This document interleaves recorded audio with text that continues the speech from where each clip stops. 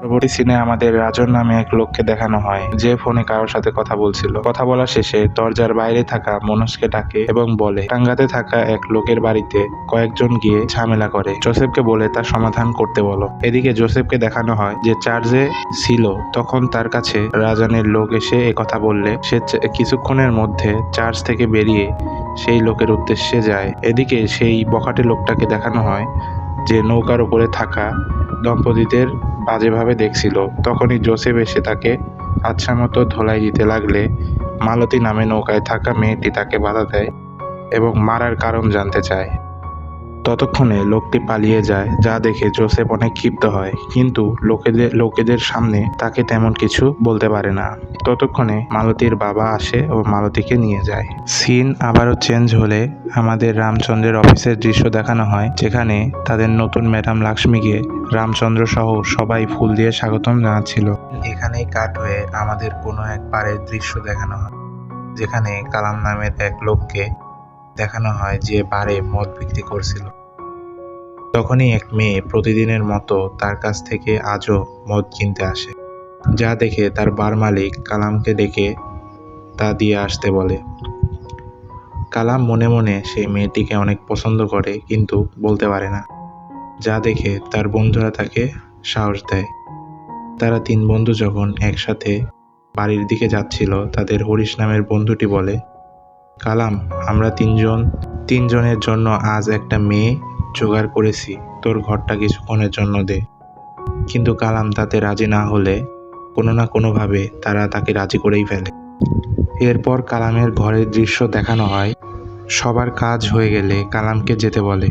কালাম যেতে না চাইলে হরিশ তাকে জোর করে পাঠিয়ে দেয়। রুমে গিয়ে কালাম উল্টোপাল্টা কিছু না করে মেয়েটির কাছে 10 মিনিট গল্প করার জন্য চাইলে মেয়েটি অবাক হয়ে বলে, কেন, আমাকে তো তিনজনের কথাই বলা হয়েছে। কালাম বলে, আমি একটি মেয়েকে পছন্দ করি, কিন্তু তাকে বলতে পারি না। সে যদি জানতে পারে তাহলে কি মনে করবে? মেয়েটি বলে, সে আমার থেকেও সুন্দর। কালাম বলে, আমি তো তাকে দেখিনি, তার চোখ দেখেই তাকে ভালোবেসেছি। যা দেখে মেয়েটি বলে, তাহলে একটা কাজ করবে, মেয়েটির যখন মদ নিতে আসবে তুমি 2 ঢোক মদ খেয়ে সাহস নিয়ে তাকে মনের কথা বলবে। যা শুনে কালাম পরের দিন সত্যি মদ খেয়ে এই মেয়েটির পিছু নেয় ও মনের কথা বলে দেয়। মেয়েটি কথাগুলো তেমন সিরিয়াসভাবে নেয় না দেখে কালাম তাকে বিয়ের কথা বলে। যা শুনে মেয়েটি বলে, ভেবে দেখবো। এই বলে যেতে লাগলে কালাম পিছন থেকে ডেকে তার নাম জানতে চাইলে মেয়েটি বলে, নাসিমা। এরপর কালাম মুখ দেখতে চায়। মেয়েটি মুখ দেখালে কালামের পায়ের নিচ থেকে মাটি সরে যায়। এই মেয়ে আর কেউ নয়, তার বন্ধুদের ভাড়া করা সেই মেয়ে। এটা দেখে কিছু না বলে সেখান থেকে চলে আসে। সিন শিফট হয় এবং কালামকে দেখানো হয় যার কাছে নাসিমা আবার মদ নিতে আসে। কালাম গিয়ে তাকে মদ দেয় এবং আগের বারের মতো পিছু করে। নাসিমা বুঝতে পেরে বলে, আগের দিন কিছু না বলেই চলে গেলে যে? কালাম বলে, আমি ঘাবড়ে গিয়েছিলাম, আমি তোমাকে বিয়ে করতে চাই।